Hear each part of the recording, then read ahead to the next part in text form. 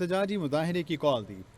تحریک انتشار نے 15 اکتوبر کو احتجاجی مظاہرے کی کال دی۔ P T I CPEC phase 2 کے عمل کو روکنا چاہتی ہے۔ 2014 میں پی ٹی آئی کے دھرنے کی وجہ سے چینی صدر کا دورہ ملتوی ہوا۔ ایس سی او کانفرنس کی میزبانی پاکستان کے لیے بہت بڑا اعزاز ہے۔ S C O conference Pakistan کے لیے بہت بڑی سفارتی کامیابی ہے۔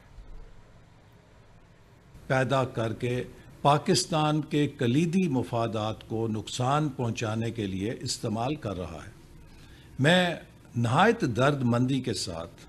پی ٹی آئی میں شامل ان تمام لوگوں کو کہ جو کسی اچھے جذبے کے تحت یا کسی معصومیت کہہ لیجئے یا سیاسی تجربہ نہ ہونے کی وجہ سے اس امید پہ ساتھ دے رہے تھے کہ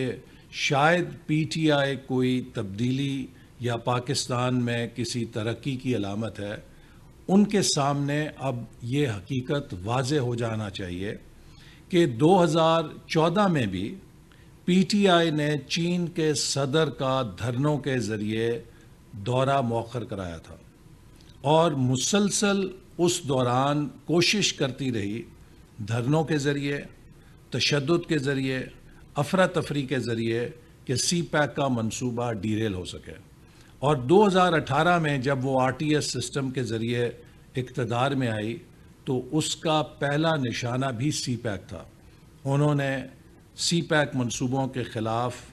نہایت سکینڈلس الزامات، جھوٹے الزامات لگا کر چینی سرمایہ کاری کو پاکستان سے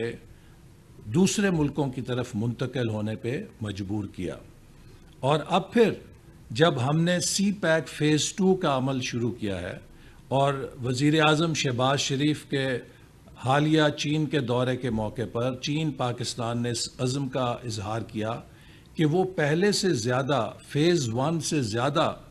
پرجوش ہو کے اس سے زیادہ طاقتور فیز 2 سی پیک کا شروع کرنا چاہتے ہیں،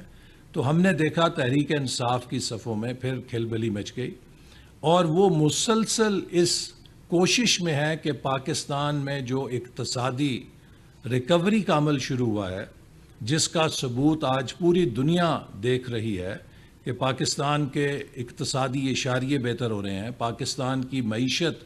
ان زخموں سے اب صحت یاب ہو رہی ہے جو پی ٹی آئی کے 4 سالہ حکومت نے ملک کو ڈیفالٹ کے کنارے کھڑا کر کے لگائے تھے، تو ایک دم پھر پی ٹی آئی کی جارحانہ، پرتشدد اور پر انتشار کارروائیوں میں اضافہ ہو گیا ہے۔ آپ ٹھنڈے دل سے سوچئے، کیا پاکستان ان سب چیزوں کا متحمل ہو سکتا ہے؟ اگر شکایت یہ ہے کہ ہمارے لیڈر کو جیل میں رکھا گیا ہے